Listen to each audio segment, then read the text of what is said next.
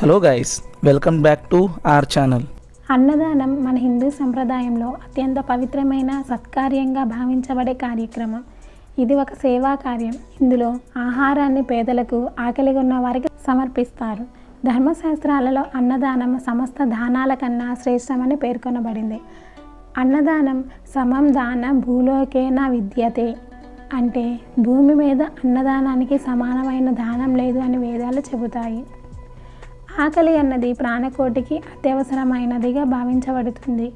ఆ ఆకలిని తీరుస్తూ ఆకలిగా ఉన్న వారికి భోజనం సమకూర్చడం వలన వారి జీవితం నిలబడుతుంది.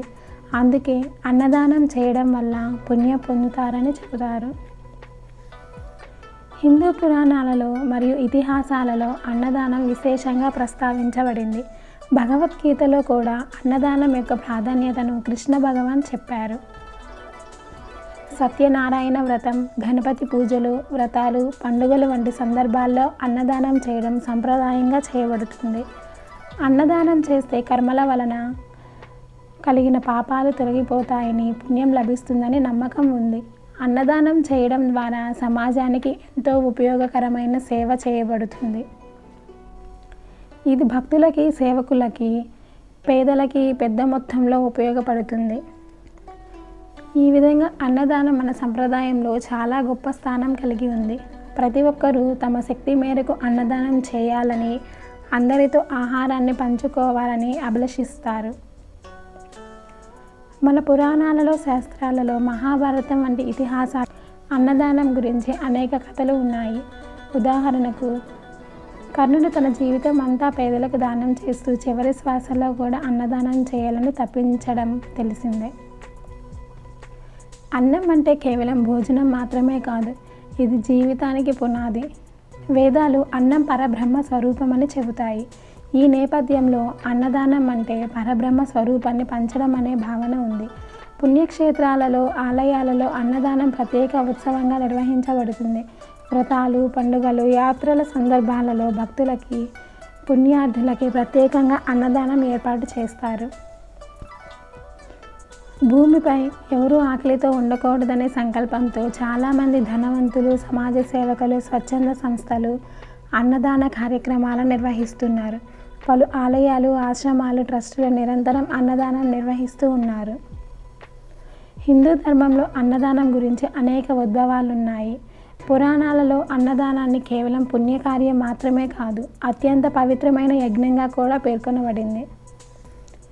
అన్నదానం చేసేటప్పుడు అది పవిత్రంగా ఉండాలి. ఆహారం శుద్ధంగా, ప్రేమతో, భక్తితో వండాలి.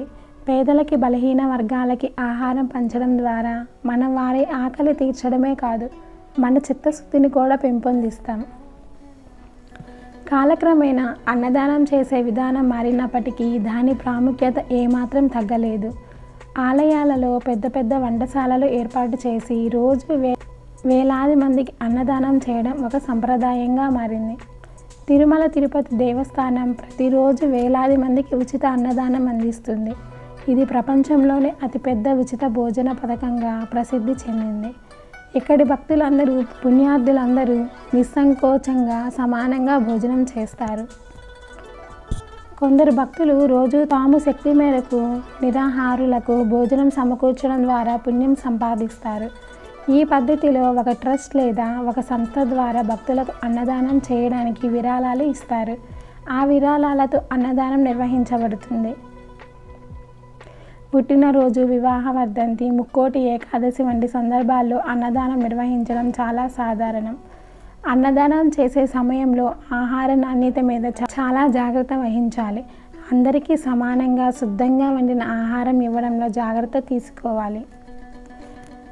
అన్నదానం సమయంలో పర్యావరణం మీద కలిగే ప్రభావం కూడా దృష్టిలో ఉంచుకోవాలి. ప్లాస్టిక్ వినియోగాన్ని తగ్గించాలి.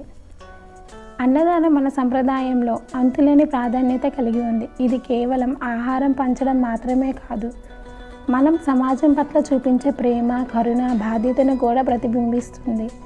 ఈ విధంగా అన్నదానం ద్వారా మనం మన జీవితాన్ని ధార్మికంగా, ఆధ్యాత్మికంగా సాఫల్యం చేకూర్చుకోవచ్చు.